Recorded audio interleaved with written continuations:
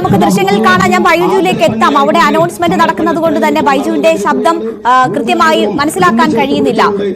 അവിടെ ട്രയൽ നടക്കുകയാണ് എന്നതാണ് സൂചിപ്പിച്ചത്.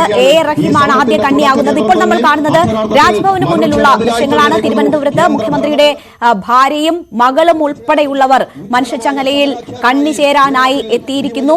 അവർ അതിന്റെ ട്രയലിന്റെ ഭാഗമാകുന്ന ദൃശ്യങ്ങളാണ് നമ്മൾ കാണുന്നത്. വലിയ പങ്കാളിത്തം, ജനപങ്കാളിത്തം നമുക്ക് പലയിടങ്ങളിലും കാണാൻ കഴിയും.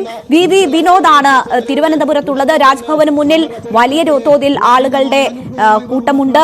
വിനോദ്, എന്താണ് അവിടെ കാണാൻ കഴിയുന്നത്? വീണ വിജയൻ ഉൾപ്പെടെയുള്ളവരെ നമുക്ക് ദൃശ്യങ്ങളിൽ കാണാം. ഏതൊക്കെ പ്രമുഖർ എത്തിയിട്ടുണ്ട്? അവസാന കണ്ണിയാകുന്നത് ഇ പി ജയരാജനാണ്. മറ്റാരൊക്കെയാണ് പങ്കെടുക്കുന്നത്? വിവരങ്ങൾ എന്താണ്?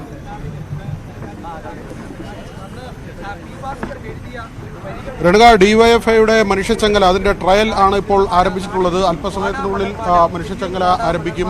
നമുക്കറിയാം, കേന്ദ്ര സർക്കാർ നയങ്ങൾക്കെതിരെയുള്ള അതിശക്തമായ പ്രതിഷേധവും പ്രക്ഷോഭവുമായി ഇത് മാറിയിരിക്കുന്നു. സംസ്ഥാന തലത്തിൽ, അതായത് തിരുവനന്തപുരം രാജ്ഭവന് മുന്നിൽ നിന്ന് കാസർഗോഡ് വരെ. കാസർഗോഡ് ആദ്യ കണ്ണിയായി അവിടെ റഹീമാണ് ചേരുന്നത്. രാജ്ഭവന് മുന്നിൽ ഇ പി ജയരാജൻ, അദ്ദേഹം ഡിവൈഎഫ്ഐയുടെ ആദ്യത്തെ അഖിലേന്ത്യാ പ്രസിഡന്റാണ്, ഇടതുമുന്നണി കൺവീനറാണ്. ഇവിടെ അവസാന കണ്ണിയായി ചേരുന്നത് M A. Baby, M V Govindan തുടങ്ങി, M A. Baby, E P Jayarajan, SRP തുടങ്ങി പ്രധാനപ്പെട്ട നേതാക്കളെല്ലാം തന്നെ, കുടിയക്കൂടെ കൃഷ്ണൻ നായർ, കടകംപള്ളി സുരേന്ദ്രൻ തുടങ്ങി ഏറ്റവും പ്രധാനപ്പെട്ട നേതാക്കളെല്ലാം തന്നെ ഇവിടേക്ക് എത്തിയിട്ടുണ്ട്. 3 വിഷയങ്ങളാണ് ഏറ്റവും പ്രധാനമായി ഉയർത്തുന്നത്. 3 വിഷയങ്ങളാണ്. അതിൽ തന്നെ കേന്ദ്ര സർക്കാർ സംസ്ഥാനത്തെ സാമ്പത്തികമായി വലിയ തോതിൽ ഞെരുക്കുന്നു. റെയിൽവേയോടുള്ള അവഗണന, യാത്രക്കാർ നേരിടുന്ന ബുദ്ധിമുട്ടുകൾ, അതോടൊപ്പം തന്നെ യുവാക്കളോട് കാണിക്കുന്ന അനീതി. ഈ 1ാം മോഡി സർക്കാരും 2ാം മോഡി സർക്കാരും ഒട്ടനവധി തൊഴിലവസരങ്ങൾ നൽകുമെന്ന് പറയുന്നെങ്കിലും ആ തരത്തിൽ പോകുന്നില്ല. മാത്രവുമല്ല, കഴിഞ്ഞ ദിവസം പുറത്തു വന്ന കണക്കുകൾ അനുസരിച്ച് സംസ്ഥാനത്ത് കേരളമാണ് ഏറ്റവും കൂടുതൽ, കഴിഞ്ഞ വർഷത്തെ കണക്കുകൾ പരിശോധിക്കുമ്പോൾ ഏറ്റവും കൂടുതൽ PSC വഴിയുള്ള നിയമനങ്ങൾ നടത്തിയ 1ാമത്തെ സംസ്ഥാനം കേരളമാണ്. അവിടെയാണ് കേന്ദ്രം കേരളത്തിലെ യുവാക്കളോട് അനീതി കാണിക്കുന്നു എന്നുള്ള ഏറ്റവും വലിയ ആരോപണം ഉയരുന്നത്. അതിന്റെ ഒരു പ്രതിഷേധം തന്നെയാണ് ഇപ്പോൾ ഇങ്ങനെ ഉയർന്നു വരുന്നത് ഡിവൈഎഫ്ഐയുടെ ഭാഗത്ത് നിന്ന്. ഇപ്പോൾ ആനാവൂർ നാഗപ്പൻ, അദ്ദേഹം നമുക്കൊപ്പം ചേരുന്നുണ്ട്. വലിയ പ്രതിഷേധമാണ് ഡിവൈഎഫ്ഐയുടെ ഭാഗത്ത് നിന്ന് വരുന്നത്.